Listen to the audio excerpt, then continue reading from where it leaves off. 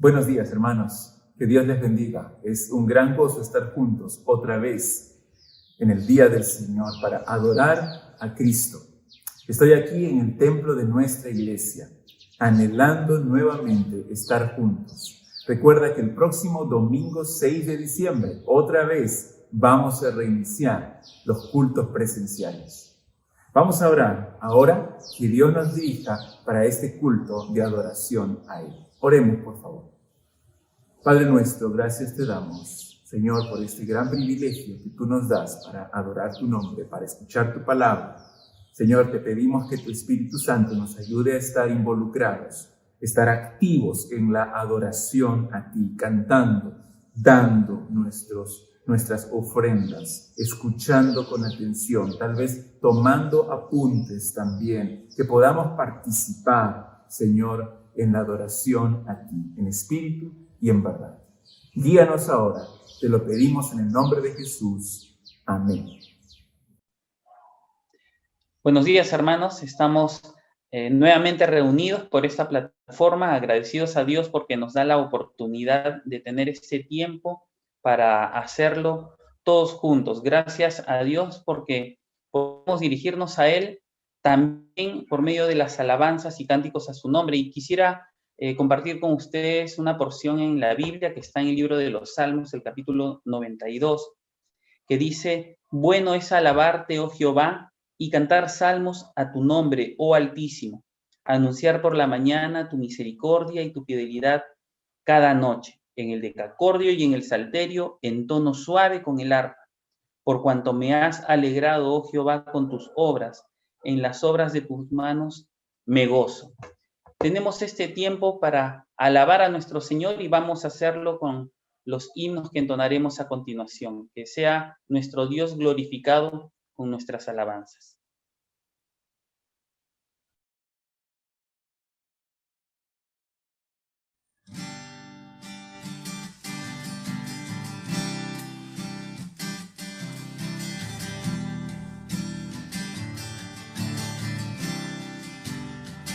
Señor mi Dios, al contemplar los cielos, el firmamento y las estrellas al oír tu voz en los potentes truenos y ver brillar el sol en su cenit. Mi corazón entona la canción, cuán grande es mi corazón entona la canción, cuán grande es cuán grande es.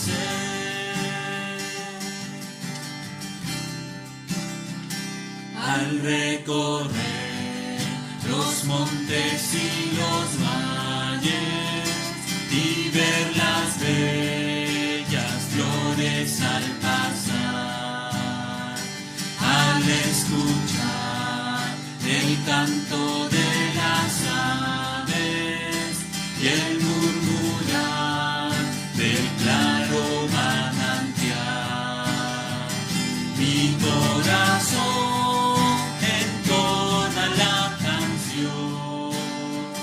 cuán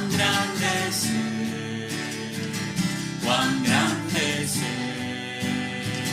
mi corazón entona la canción, cuán grande es cuán grande es.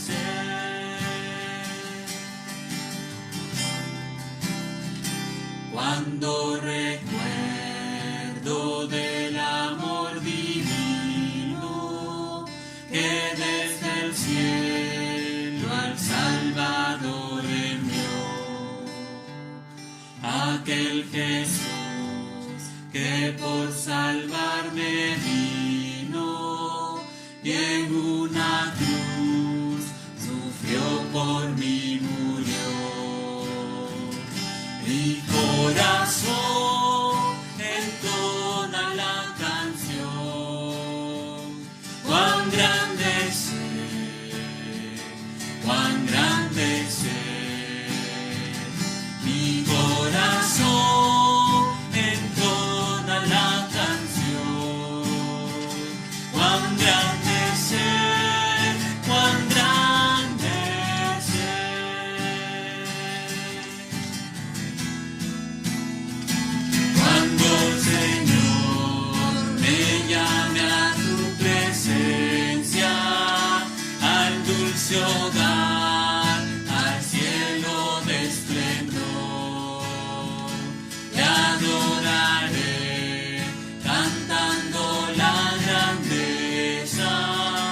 de su poder y su infinito amor.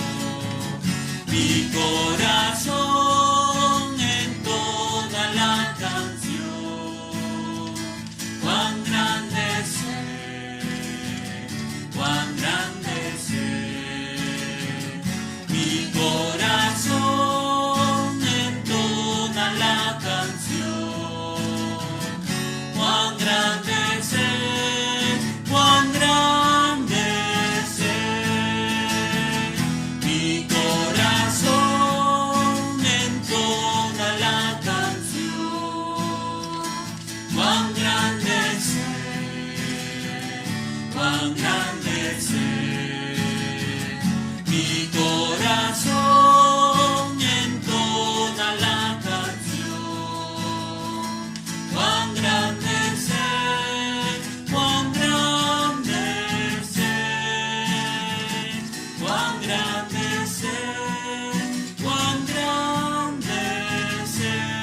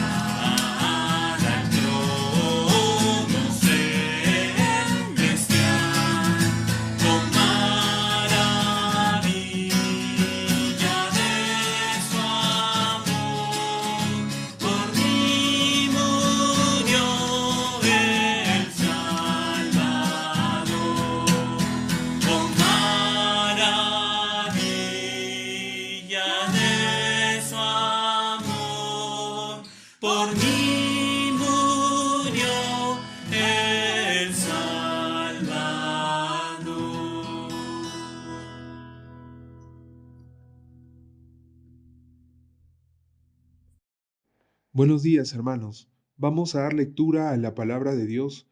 Para esto nos dirigimos al libro de Romanos, capítulo 3, versículos del 21 al 31.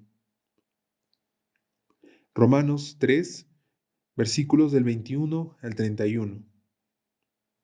Dice la palabra de Dios: Pero ahora, aparte de la ley, se ha manifestado la justicia de Dios, testificada por la ley y por los profetas, la justicia de Dios por medio de la fe en Jesucristo, para todos los que creen en Él, porque no hay diferencia, por cuanto todos pecaron y están destituidos de la gloria de Dios, siendo justificados gratuitamente por su gracia, mediante la redención que es en Cristo Jesús, a quien Dios puso como propiciación por medio de la fe en su sangre, para manifestar su justicia, a causa de haber pasado por alto, en su paciencia, los pecados pasados, con la mira de manifestar en este tiempo su justicia, a fin de que Él sea el justo y el que justifica al que es de la fe de Jesús.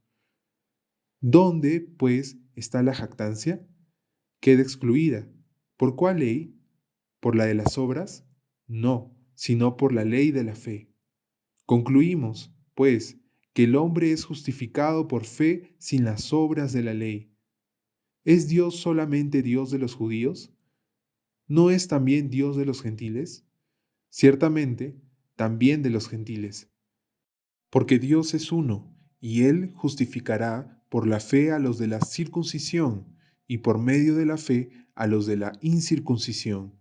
Luego, ¿por la fe invalidamos la ley? En ninguna manera, sino que confirmamos la ley. Amén. Qué gozo, hermanos, estar nuevamente en nuestra iglesia y predicando desde este púlpito. Vamos a orar para que Dios nos dirija en este tiempo. Oremos. Padre Santo, te agradecemos, Señor, por tu presencia con nosotros. Gracias, Padre, porque tú eres bueno y tú, Señor, nos cuidas y provees para cada una de nuestras necesidades. Durante todo este tiempo, tú nos has ayudado, nos has guiado. Señor, te pedimos que ahora que vamos a estudiar tu palabra, tu Espíritu Santo ilumine nuestro entendimiento, Señor, y que podamos enfocarnos en la gloria de tu Hijo Jesucristo. Te lo pedimos en el nombre de Jesús. Amén. Una de las parábolas más conocidas de nuestro Señor Jesucristo es la parábola del fariseo y del publicano. Y Jesús la contó en un contexto específico y la dirigió a personas específicas. Lucas 18:9 dice así: a unos que confiaban en sí mismos como justos y menospreciaban a otros, dijo también esta parábola. Y si tú me dices, pastor, esa parábola no es para mí porque yo soy creyente, soy humilde, no soy como esos religiosos, no soy como esos fariseos que creían que eran tan buenos y tan piadosos. Entonces, esta parábola es justo para ti. Jesús tenía en mente a todos los que creen en sus méritos, a todos los que creen que por sus obras, por su carácter piadoso, son aceptables delante de Dios. Aunque Jesús presentó a un fariseo como ejemplo de ese tipo de personas orgullosas espirituales, la aplicación de la parábola es general para cualquiera que se considere justo en su propia opinión. Ese orgullo que ellos tenían se reflejaba en una actitud de desprecio a todos aquellos que no eran como ellos.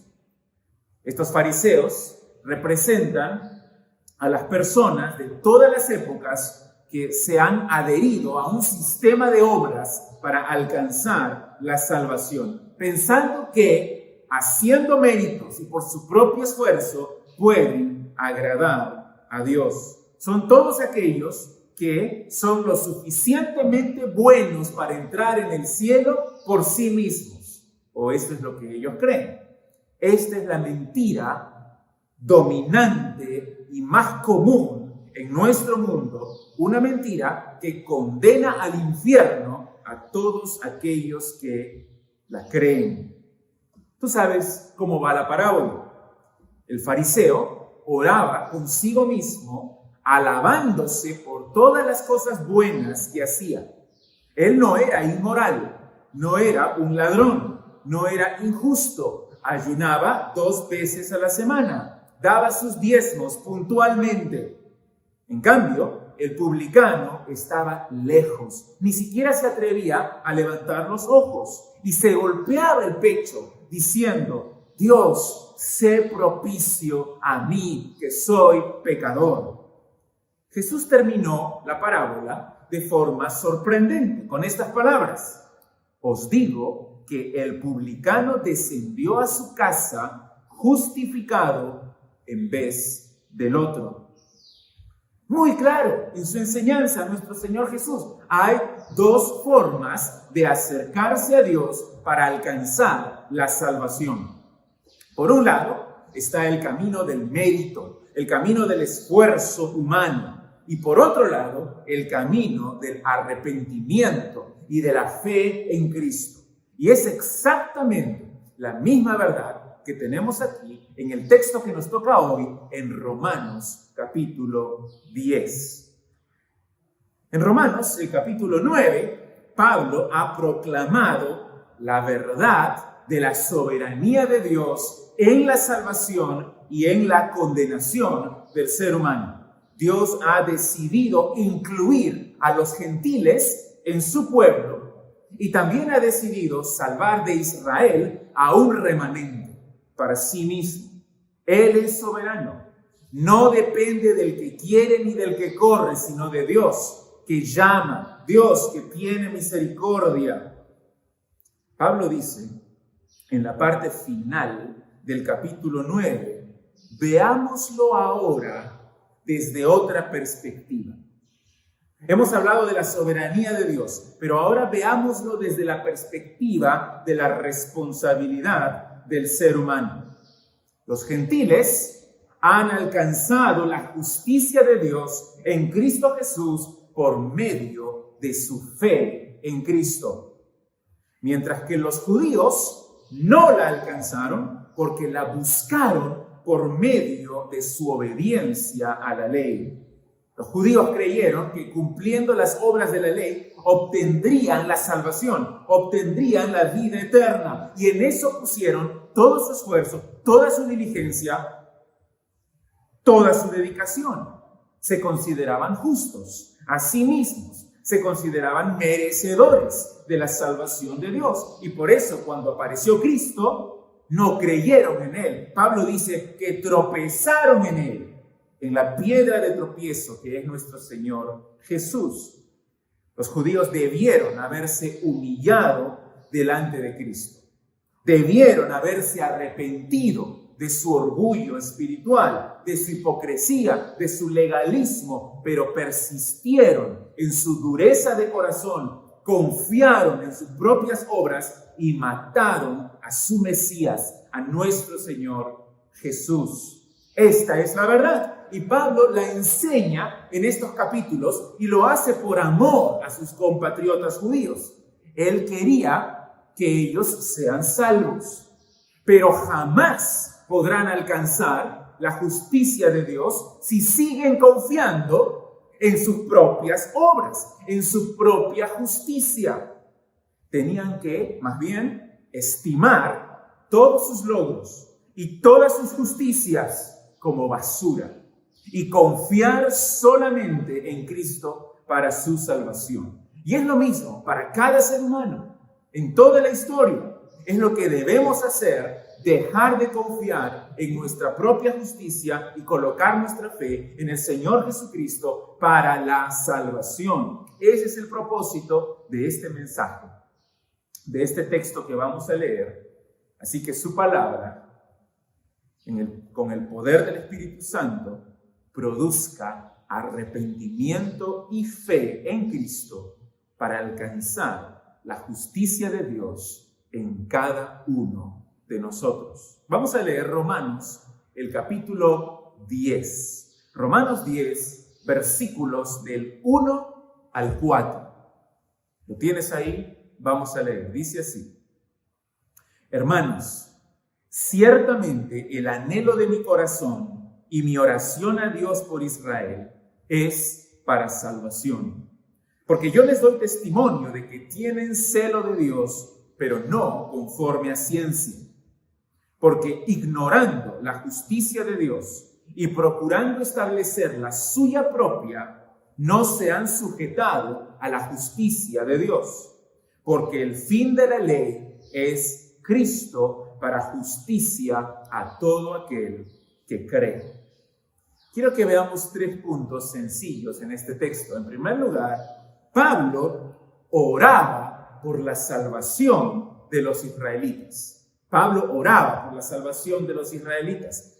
El apóstol Pablo ha explicado que la falla de Israel consistía en que había corrido tratando de alcanzar la justicia de Dios, pero corría no con fe, sino más bien guardando obras de la ley, confiando en su propio esfuerzo. Mira lo que dice en Romanos 9, 31 y 32. Mas Israel, que iba tras una ley de justicia, no la alcanzó. ¿Por qué? Porque iban tras ella no por fe, sino como por obras de la ley, pues tropezaron en la piedra de tropiezo, que es Cristo. En cambio, los gentiles que no buscaban la justicia de Dios, la recibieron cuando se les predicó el evangelio. Pero Israel tropezó en la piedra de tropiezo, es decir, no creyó en su Mesías cuando apareció. Aquí en Romanos 10, del 1 al 4, Pablo quiere expandir ese concepto. Mira cómo empieza diciendo hermanos en el versículo 1, dirigiéndose a toda la iglesia en Roma, compuesta de judíos y gentiles, cristianos, hermanos, les dice, y quiere que sepan que él no se alegra por la incredulidad de Israel. Pablo no es antisemita, como algunos le han acusado. Al contrario, ama a Israel con todo su corazón. Ciertamente, dice él, en otras palabras, esta es la verdad.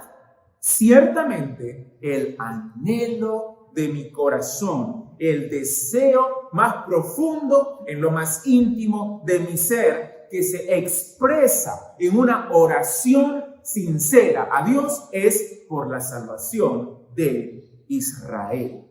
Lo leemos nuevamente, versículo 1. Ciertamente el anhelo de mi corazón y mi oración a Dios por Israel es para salvación. Y presta atención que después de enseñar en el capítulo 9 acerca de la soberanía de Dios, que Él es quien decide en la elección, en la condenación, Pablo no cae en el fatalismo, no cae en la depresión, no dice, ¿saben qué? Ya no hay nada que hacer, no son escogidos, así que igual se van a perder, no van a creer. Esa no es su respuesta, sino que se pone de rodillas con angustia, con deseo, con anhelo, como dice él, con amor en su corazón, con compasión por su pueblo, clama a Dios por la salvación de los judíos. Y no hay contradicción aquí, porque la oración es el medio que Dios usa para cumplir con sus propósitos, para salvar a las personas. Así que ora por tus amigos, ora por tu familia que no tienen a Cristo. Ese es el medio que Dios usa. Él se complace en responder las oraciones de sus hijos con la salvación. Y este sentimiento de Pablo es el mismo que encontramos en Romanos 9. ¿Recuerdas? Romanos 9, los primeros versículos. Versículo 1. Verdad digo en Cristo, no miento, y mi conciencia me da testimonio en el Espíritu Santo que tengo gran tristeza y continuo dolor en el corazón, porque deseara yo mismo ser anatema, separado de Cristo, por amor a mis hermanos, los que son mis parientes, según la carne. Él tiene compasión por Israel. Así que Pablo anhela su salvación, ora por su salvación y les predica para que sean salvos. Lo vemos en todo el libro de Hechos, cómo él llegaba a las ciudades, entraba a las sinagogas, predicaba a los judíos porque los ama. Y ese es un modelo para todos nosotros también. Ellos se están perdiendo. Él los ama y sabe que la muestra más grande de amor por ellos es predicarles las buenas noticias de la muerte y resurrección de nuestro Señor Jesucristo. Es lo único que podrá salvarlos y es lo mismo que tenemos que hacer nosotros también con los perdidos alrededor. Anhela su salvación, ora por ellos, predícales el Evangelio y deja los resultados en las manos de Dios. Ese es en primer lugar. Pablo oraba por la salvación de los israelitas en el versículo 1. Pero en el versículo 2 y versículo 3 vemos en segundo lugar que los israelitas eran ignorantes en cuanto a la justicia de Dios.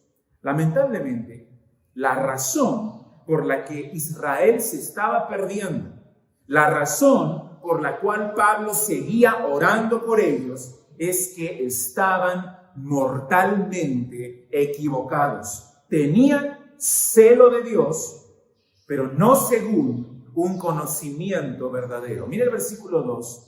Porque yo les doy testimonio de que tienen celo de Dios, pero no conforme a ciencia.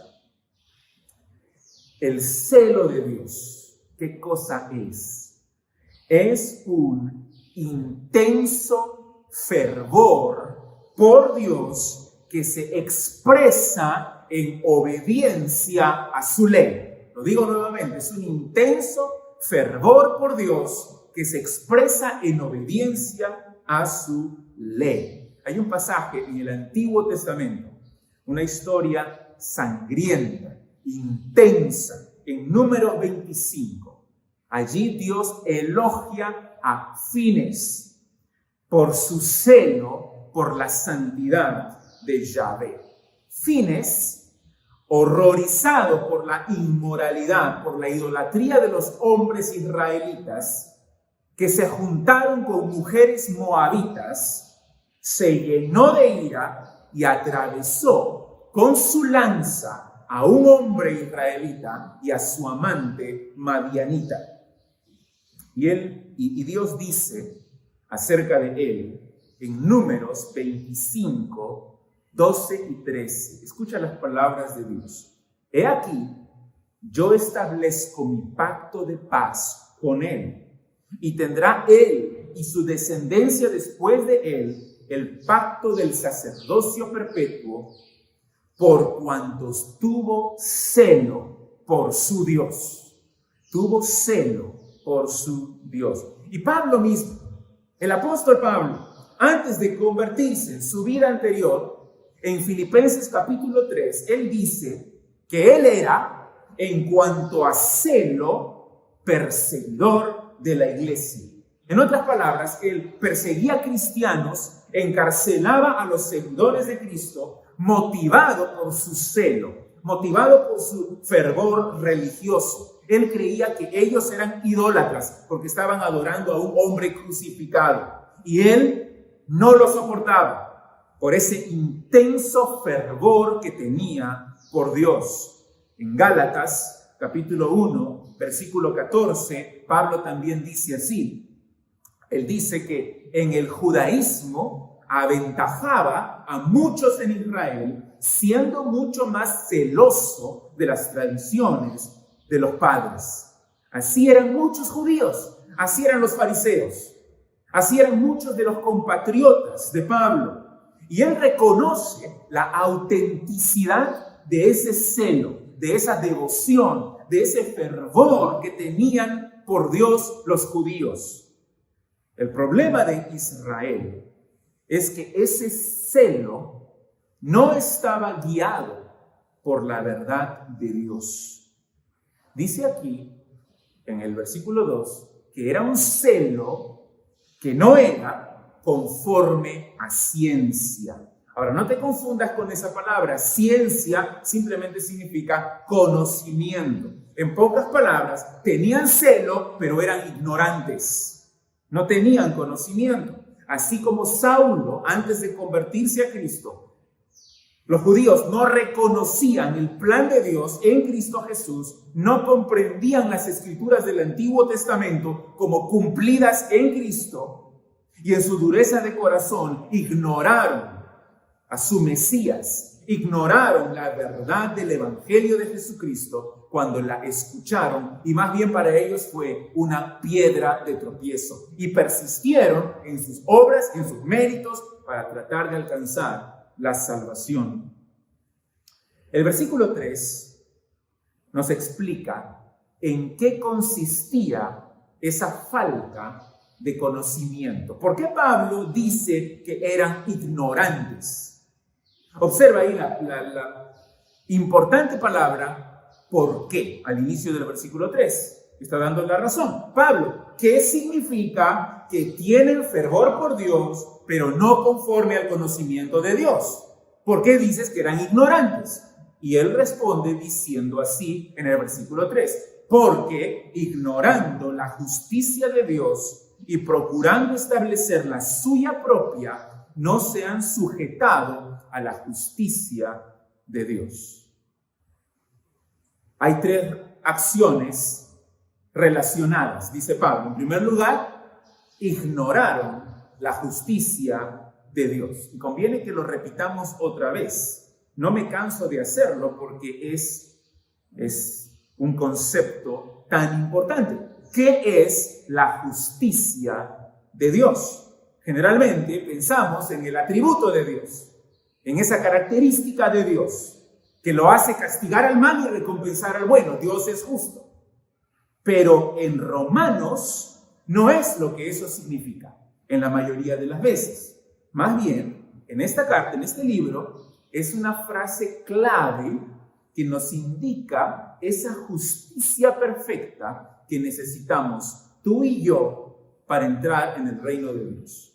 Se está refiriendo a la justicia perfecta que Dios da gratuitamente a todos los que confían en el Señor Jesucristo. Esa justicia que es un don de Dios y que Él quiere dar y lo da a los que confían en su Hijo Jesús. Como vimos en Romanos, el capítulo 1, el versículo 17, es una justicia que se revela en el Evangelio. Mira lo que dice Romanos 1:17, porque en el Evangelio la justicia de Dios se revela por fe y para fe, como está escrito, mas el justo por la fe vivirá.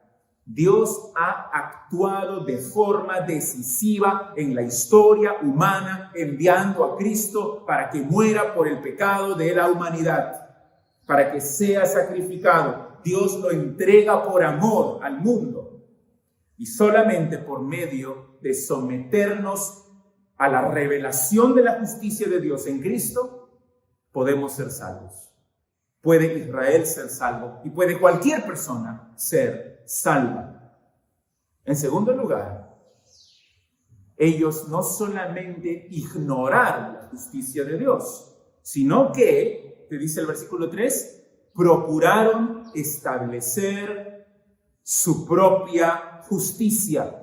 Y eso es lo mismo que Pablo ha dicho en el capítulo 9, el versículo 32, que iban tras la justicia de Dios no por fe, sino como por obras de la ley. Es decir, buscaban el favor de Dios por medio de su esfuerzo, por medio de sus obras, por medio de su obediencia, de sus méritos. En Deuteronomio capítulo 9, vamos un momento allí, mira lo que dice Deuteronomio 9, en el versículo 6, justo cuando van a entrar a la tierra prometida, Deuteronomio 9, 6, Dios dice, por tanto, sabe que no es por tu justicia que Jehová tu Dios te da esta buena tierra para tomarla, porque pueblo duro de cerviz eres tú. Eres malo, eres pecador, eres rebelde, eres duro de corazón. y la tierra prometida no te la doy por tu justicia, sino por la gracia de Dios. Ellos eran un pueblo rebelde. Y de la misma forma, la salvación no es por tu propia justicia, sino por la gracia de Dios. Mira en Filipenses capítulo 3. Filipenses 3, versículos del 6 al 9. Pablo se está describiendo cómo él era antes, en cuanto a celo perseguidor de la iglesia, en cuanto a la justicia que es en la ley irreprensible. Esta no es la justicia de Dios, esta es la justicia propia. La justicia que él pensaba que podía lograr guardando la ley. En cuanto a la justicia que es en la ley irreprensible. Pero cuantas cosas eran para mi ganancia, las he estimado como pérdida por amor de Cristo. Y ciertamente aún estimo todas las cosas como pérdida por la excelencia del conocimiento de Cristo Jesús, mi Señor, por amor del cual lo he perdido todo y lo tengo por basura para ganar a Cristo y ser hallado en Él. Y escucha bien esta frase: no teniendo mi propia justicia, que es por la ley, sino la que es por la fe de Cristo, la justicia que es de Dios por la fe. Otra vez el contraste entre los dos tipos de justicia: la justicia propia, que es por la ley y que nos lleva a la condenación, y la justicia de Dios, que es un don de Dios, es un regalo de Dios para todos aquellos que creen en Cristo Jesús y que lleva a la salvación, a la vida eterna. Es muy claro los dos caminos en las Escrituras. Entonces, al ignorar, estamos en el versículo 3, Romanos 10:3, al ignorar la justicia de Dios en Cristo y al querer establecer su propia justicia, por lo tanto, que dice al final del versículo 3, no se han sujetado a la justicia de Dios. ¿Te das cuenta? Para alcanzar la justicia de Dios, debes someterte a ella. Debes sujetarte a ella, dejar a un lado tu orgullo, humillarte, arrepentirte de tu hipocresía, de tu orgullo espiritual y someterte a la justicia de Dios. ¿Y qué es lo que eso significa? Significa creer en el Señor Jesucristo. Porque es lo que dice otra vez, capítulo 9, versículo 32. Israel iba tras una ley de justicia, no la alcanzó porque iba tras ella no por fe. No por fe. La última frase del versículo 33 dice: el que creyere en él no será avergonzado. Y en el capítulo 10, el versículo 5, la última frase habla acerca de la justicia a todo aquel que cree, la justicia que es de Dios por fe. Israel se equivocó mortalmente porque buscó la justicia de Dios por medio de la obediencia a las obras de la ley. Y no debían hacerlo así. ¿Por qué? Porque el fin de la ley es Cristo. Y ese es el versículo 4. Y el último punto, el tercer punto. La salvación está disponible para todos los que creen en Cristo. Mira el versículo 4, que es uno de los más debatidos en toda la literatura paulina. Todo lo que Pablo escribió, este es uno de los más discutidos. Dice así: porque el fin de la ley es Cristo, para justicia a todo aquel que cree. ¿Qué significa? Que el fin de la ley es Cristo. Tenemos que decir en primer lugar que Pablo está hablando aquí de la ley de Moisés. Pero el punto de contención es el significado de la palabra fin. Su significado es ambiguo y podría referirse a dos cosas: fin, final, término, o meta, objetivo, propósito. Es igual en español con nuestra palabra fin. Por ejemplo, cuando decimos es el fin del colegio, llegaron las vacaciones, nos estamos refiriendo al final del año escolar, a la culminación de las clases escolares.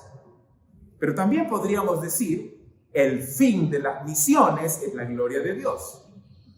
Y en ese caso, con la palabra fin, nos estamos refiriendo a el objetivo, la meta, el propósito de las misiones es la gloria de Dios.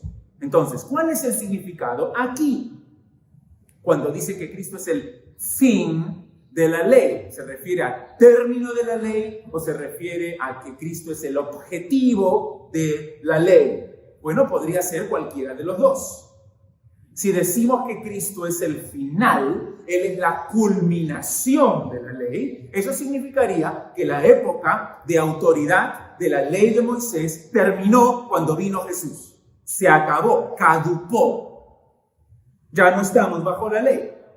Por otro lado, si decimos que Cristo es el objetivo de la ley, significa que todo en la ley apunta a Cristo. Todo en la ley se cumple en Cristo. A mi entender, Pablo podría tener ambos significados en mente. Y la imagen de la carrera es crucial para este entendimiento. ¿Recuerdas que cuando hablamos la semana pasada de Romanos 9, versículos del 30 al 32, dijimos que aquí Pablo está tomando la imagen de las carreras? Los judíos corrían para alcanzar la justicia de Dios, pero no la alcanzaron. En cambio, los gentiles que no corrían, sí llegaron a la meta, sí alcanzaron la justicia de Dios. Entonces, Cristo es el fin de la ley en un doble sentido. Él es la meta. Él es el objetivo de la carrera, es el propósito al cual apunta la carrera, pero cuando llegamos a la meta también es el fin de la carrera. Entonces son ambos significados. Cuando vino Cristo, el objetivo de la ley de Moisés se cumplió y al mismo tiempo caducó, fue reemplazada por el nuevo pacto. En otras palabras, este es un punto clave para entender la Biblia. Escucha bien, hay discontinuidad entre el Antiguo Testamento y el Nuevo Testamento. La época en la cual vivimos ahora es diferente a la época anterior. Ya no estamos bajo la ley, ahora estamos bajo Cristo. Nos regimos bajo el nuevo pacto, en una nueva dispensación. Y eso no significa que la ley de Moisés no sea útil para nosotros. Es palabra de Dios. Y es útil para enseñarnos, y corregirnos, y redarguirnos e instruirnos en justicia. Cristo puede ser mejor entendido y mejor apreciado a la luz del periodo de preparación del Antiguo Testamento. Pero ya no estamos en el tiempo de preparación, estamos en el tiempo del cumplimiento. La palabra castellana fin, entonces, es apropiada porque nos da ambos sentidos. Cristo es el fin de la ley, es la culminación, el término de la era de la ley. Y también es el objetivo, es el propósito, es la meta de la ley. La ley apuntaba a Cristo, la ley se cumple en Cristo. ¿Con qué propósito? ¿Con qué propósito Cristo es el fin de la ley? Dice allí la frase final, para justicia a todo aquel que cree. Porque cuando el pecador se da cuenta de lo que les estoy diciendo, deja de luchar, ya no hay caso, deja de buscar alcanzar la justicia de Dios por medio de su obediencia a la ley, porque cuando vino Cristo, Cristo es el fin de la ley. La ley se cumple en Cristo. La ley termina con Cristo. Ya no hay caso que sigas buscando la justicia por medio de las obras de la ley. Déjame aclarar un punto más. La salvación nunca fue por las obras de la ley.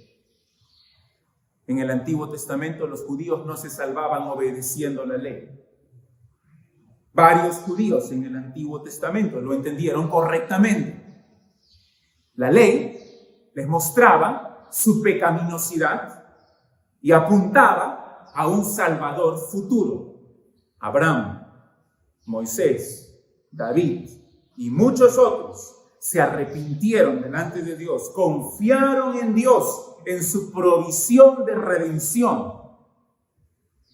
Y en la historia de la salvación, con la venida de Cristo, la ley de Moisés llega a su fin. Cristo inaugura el nuevo pacto, una nueva era en la que la justicia de Dios está disponible. ¿Para quiénes? La última frase, para todo aquel que cree. Los judíos no habían entendido nada de esto. Ellos seguían buscando la salvación por medio de sus obras.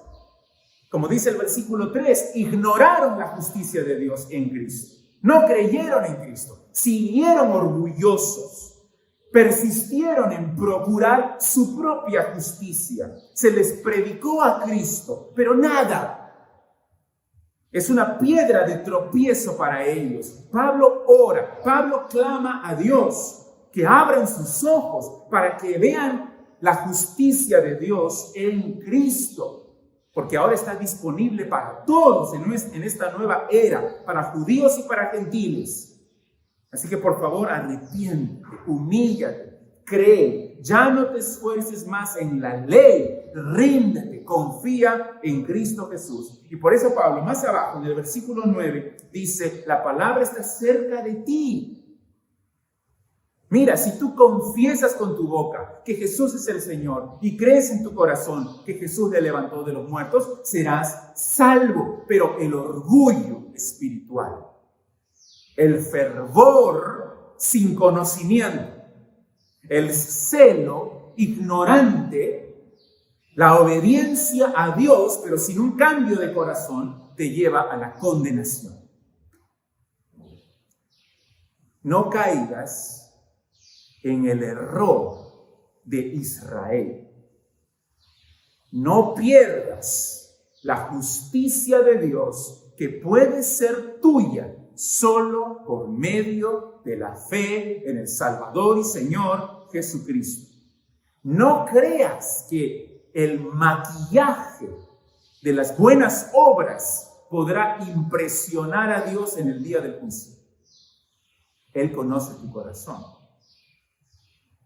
El camino de la salvación está en la última frase del versículo 4.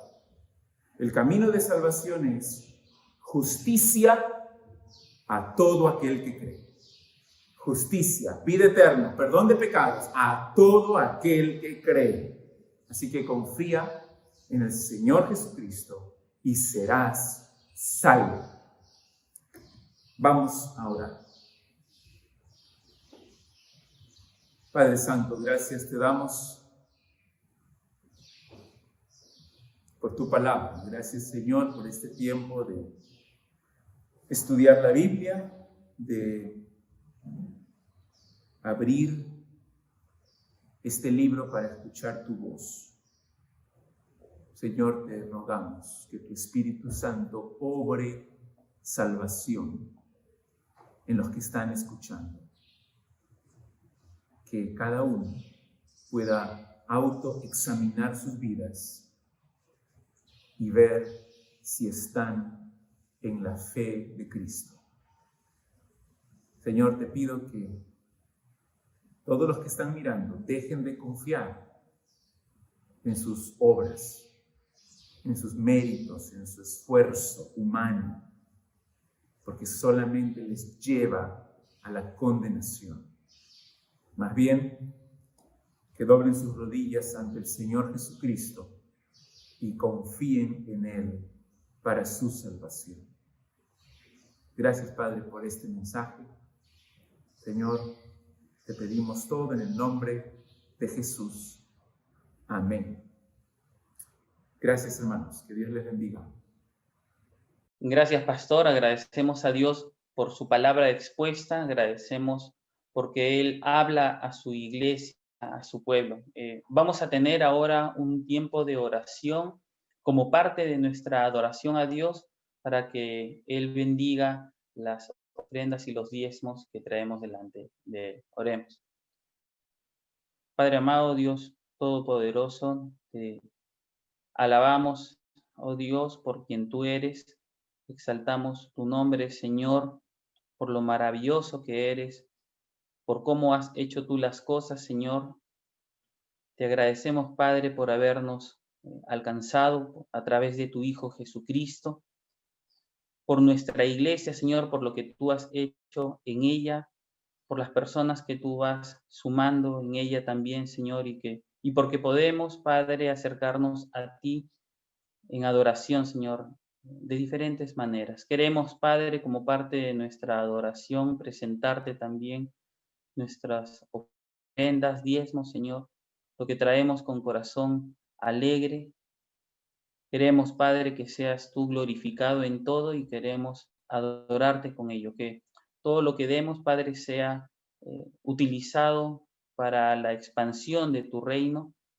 Danos sabiduría en ello también, Señor. Y te agradecemos, Padre, porque de lo que tú nos das, de lo mucho, Padre, que tú nos das, podemos, Señor, traerlo delante de ti. Oramos, Padre, pidiendo tu bendición sobre estos diezmos y ofrendas en el nombre de tu Hijo Jesús. Amén. Hermanos, muy buenos días. Les saludo en el nombre de nuestro Señor y Salvador Jesucristo. Como pudieran darse cuenta, el pastor Daniel estuvo predicando en el local de la iglesia, y esto con el propósito de animarnos ya para el próximo domingo 6 de diciembre, cuando estaremos comenzando nuestros servicios presenciales, y el pastor Daniel dio las recomendaciones de qué se debe tomar en cuenta. Pero hermanos, sigamos orando a lo largo de los siguientes días para poder tener esto que se ha venido orando por muchos meses, también de poder reunirnos, alabar a Dios juntos y poder escuchar su palabra en el local que Dios nos ha dado. Así que hermanos, estamos muy agradecidos por la fidelidad de Dios, por todo este maravilloso tiempo que hemos venido teniendo.